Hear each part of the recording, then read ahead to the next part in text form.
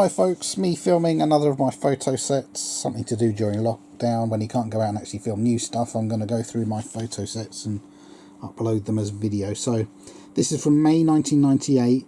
This is Formula 3000 race at Silverstone. I went with a Spanish friend of mine, and it was also FIA GT racing. You'll see a Panasonic car and a Mercedes, etc. So let's get started. I'll film them in the order I think they are in my envelope. So this is Formula 3000. Formula 3000 is basically one step below Formula 1. Nowadays it's called GP2, but a few years ago they used to call it Formula 3000. 3-litre engines, roughly 500 brake horsepower. Very quick cars, and this was for drivers to show off what they could do and try and get into Formula 1 basically. So as you can see, when it was a Formula 3000 race, you were allowed to go into the pits and actually look inside people's garages as they prepare them, and they had all these pop-up marquees they would put up for the team so that they could set up the cars without getting soaked, etc. So it's always good to see the cars being prepared.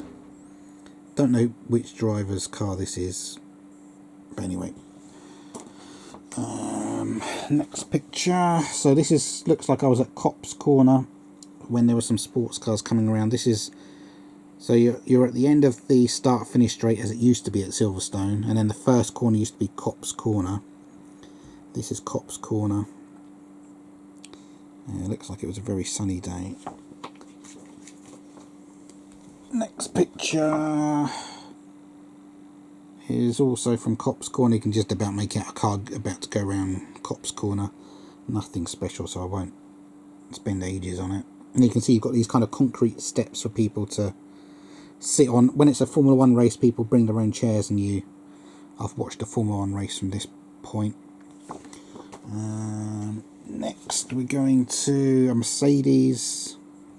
This looks like one of their lovely sports cars they had back in the day. Warsteiner's, I believe, a beer. D2, I think, was a phone company, cell phone company. So that looks to have been on display somewhere at the circuit. Nice looking car.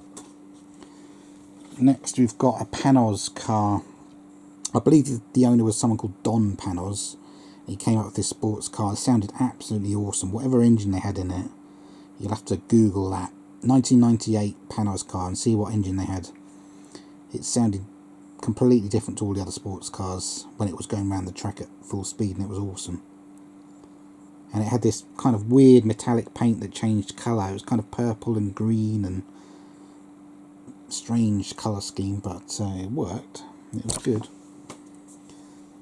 Next we've got, that looks like an Aston Martin to me.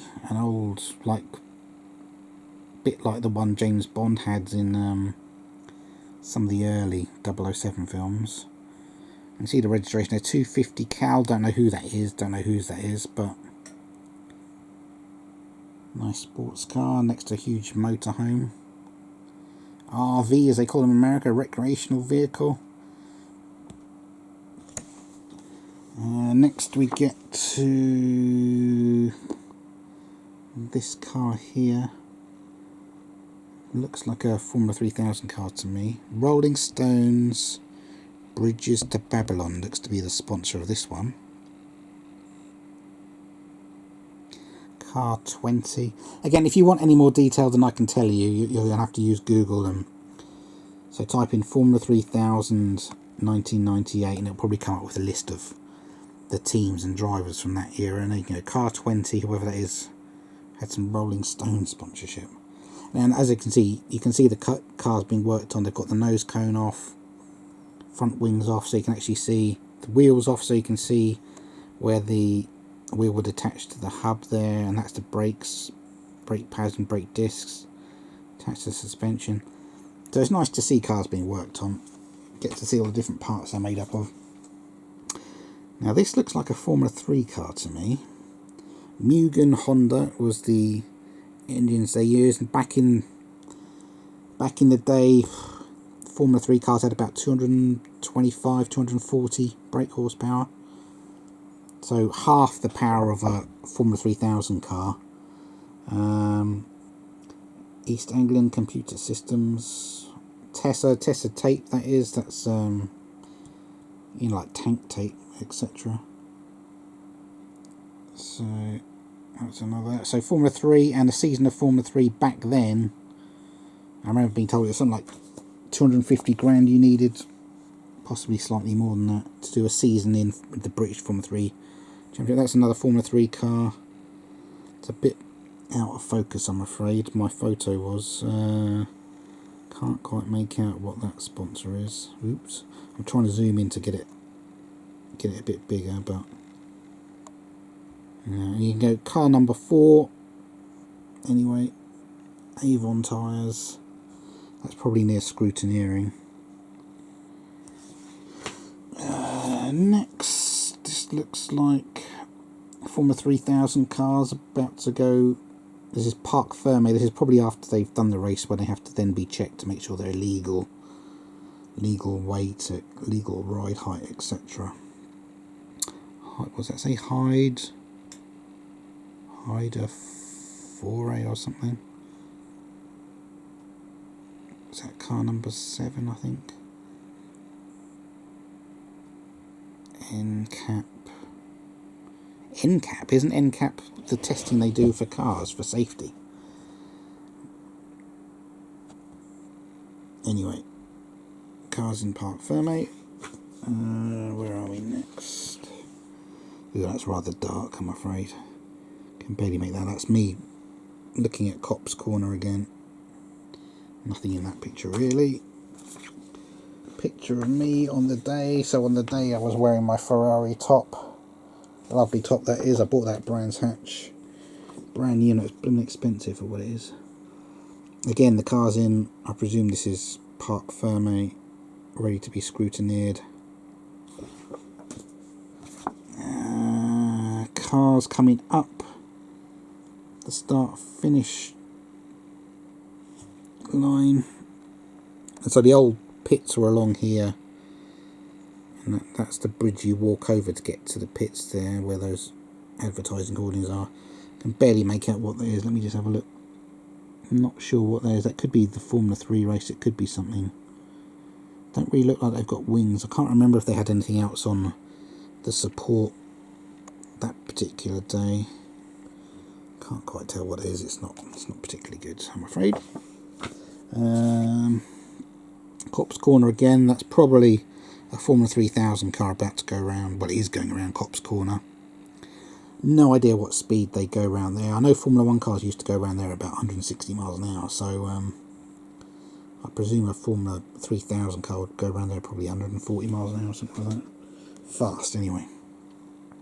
So, as I can tell from the picture, I'm up in the stands on the outside of Cop's Corner, and presumably this is where I watched the start of the race from. That's probably Formula 3 cars, I think, for that. And I did move around. I didn't just stay in one place all day when I go to see a race. So this looks like the start of a race when all the cars are packed together going around Copse. That's most likely the Formula 3000 cars. So start of the race probably, and they've all gone round. Start of the race, I presume, because they're so tightly packed together.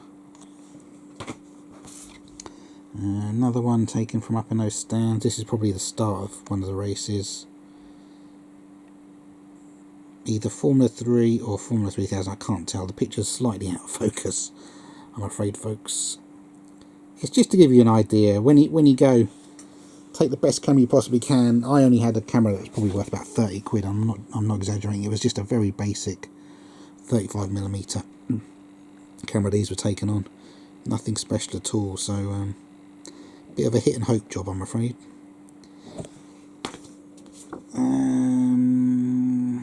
Again, this looks like Formula 3000 cars going past me. Possibly, because they're not all blurred, it's not massively blurred. They're possibly like on a warm-up lap, I presume. Because if they're at racing speed and I tried to take a picture of a car right in front of me, it would be a complete blurry mess, I should think, on the camera I have.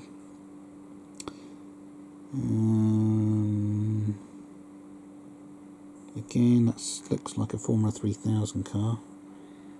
Race Pre, it says on the on the rear there. Car number 37. You can see someone else at the back there trying to get a picture of it. Some team members around it. So as I said, Formula 3000 budgets were, well, Formula 3 budgets were about 250 grand back then. And someone told me the Formula 3000 budgets were somewhere around $750,000. 500,000 to 750 grand is what you needed per car to do about 16 races around Europe. So you're into big money by the time you're trying to get into Formula 1. When you're racing at this level, you've probably got 20, 24 drivers in the championship. Some of the drivers would get into Formula 1 test roles. Just about every Formula 1 driver you can think of did Formula 3000 since the 80s or time. So is that Supernova team? There was a team based. They were based at Snetterton, out of one of the sort of big old hangars there. That's where the team was based. So car number 2, Nova Group, it says on the rear of the wing, I think. Slightly out of focus, all that, but anyway. Another Formula 3000 car, looks like Kane of Comber. Now, I don't know if that's Johnny Kane. There was a driver from Northern Ireland called Johnny Kane who did Formula Ford when I was really getting into motor racing, and I think he went on to do a bit of Formula 3, but I don't remember him getting much further than this. It's probably so many talented drivers just run out of money before they can get to Formula 1. It costs so much money. It's so many people just don't get to Formula 1 just because of the money, the cost. Another picture of me.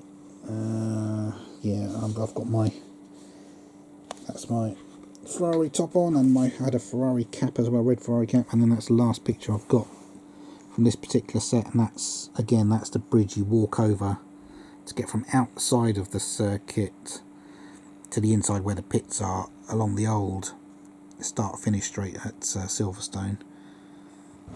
Right, there you go, that's that set. Click like if you like it, subscribe to me, and please look through my other pictures. I'm going to be uploading more sets of photographs I've got during lockdown, just so I can share what was with them. So that was May 1998 at Silverstone for the Formula 3000 race and the FIA GT race. Back then, tickets for a day out like that at Silverstone were probably about, I don't know, £30, maybe £35. Nothing compared to how much it costs to go into Formula 1. So, lovely day out for your money. Thanks for watching. Bye-bye.